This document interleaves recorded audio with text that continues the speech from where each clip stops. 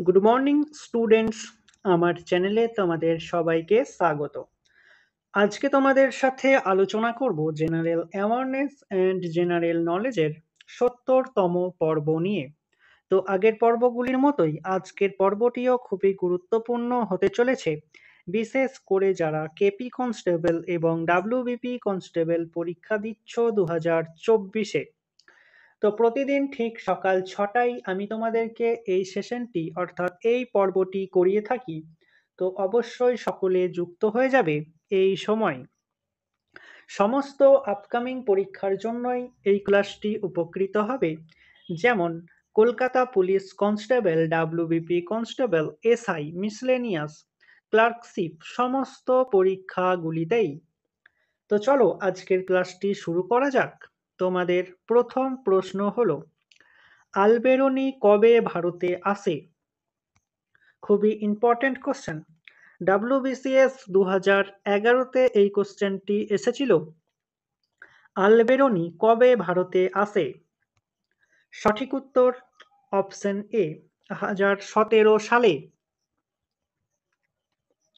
বিজয় চক্রবর্তী কোন খেলার কোচ ছিলেন? খুবই ইম্পর্টেন্ট কোশ্চেন, 5টি স্টার দিয়ে রেখো। বিজয় চক্রবর্তী কোন খেলার কোচ ছিলেন? সঠিক উত্তর অপশন ডি, শুটিং। জিম্বাবুয়ের রাজধানীর নাম কি? খুবই ইম্পর্টেন্ট কোশ্চেন। ডাব্লিউবিপি কনস্টেবল ও কেপি কনস্টেবল দুটি পরীক্ষাতেই এটি এসে থাকে। জিম্বাবুয়ের রাজধানীর নাম কি? সঠিক উত্তর অপশন ডি, হারারে। বঙ্গভঙ্গ আন্দোলন কবে রদ হয়? এটিও এসএসসি পরীক্ষাতে খুব দেয়। বঙ্গভঙ্গ আন্দোলন কবে রদ হয়? সঠিক উত্তর অপশন সি, 1911 সালে। বাবরের মৃত্যু হয় কত সালে? কেপি কনস্টেবল 2008-এ এই কোশ্চেনটি এসেছিল। বাবরের মৃত্যু হয় কত সালে? সঠিক উত্তর অপশন এ, 1530 সালে।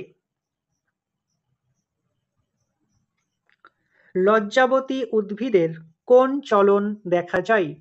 5টি স্টার দিয়ে রেখো। লজ্জাবতী উদ্ভিদের কোন চলন দেখা যায়? সঠিক উত্তর অপশন বি, শিশ্মন্যাষ্টি চলন। কে ভাইকম সত্যাগ্রহ পরিচালনা করে? খুবই ইম্পর্টেন্ট কোশ্চেন। ডাব্লিউবিসিএস-এ এই কোশ্চেনটি এসেছিল। কে ভাইকম সত্যাগ্রহ পরিচালনা করেন?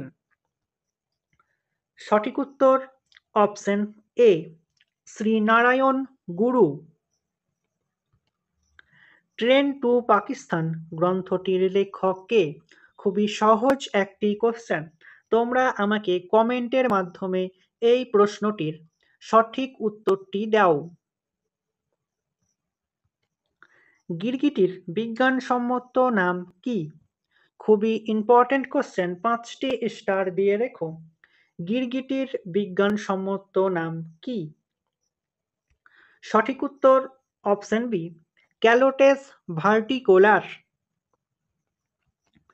পশ্চিমবঙ্গের দোসর বলা হয় কোন রাজ্যকে? ডাব্লিউবিসিএস-এ এই কোশ্চেনটি আসে। পশ্চিমবঙ্গের দোসর বলা হয় কোন রাজ্যকে?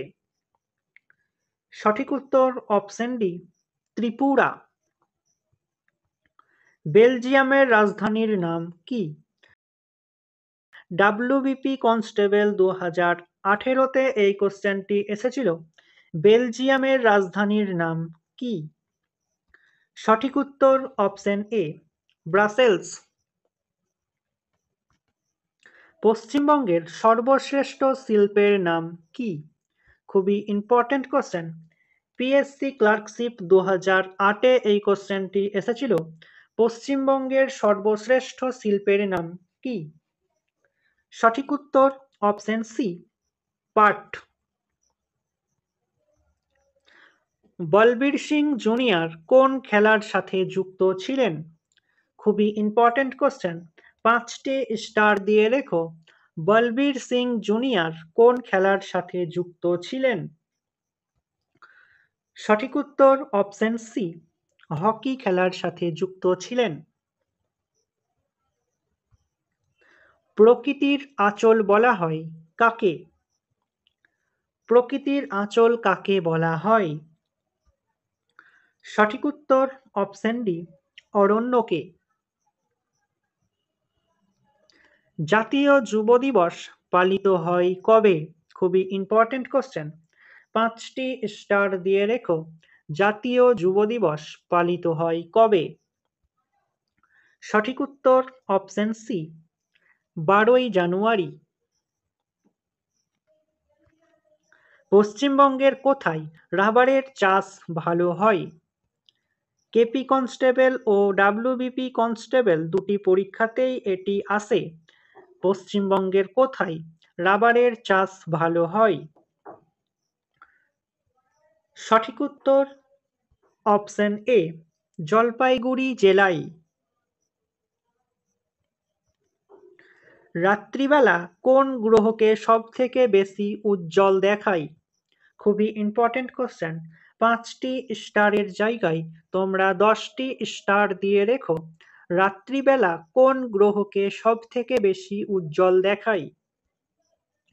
সঠিক উত্তর অপশন বি, শুক্র গ্রহকে। চিপকো কথার অর্থ কি?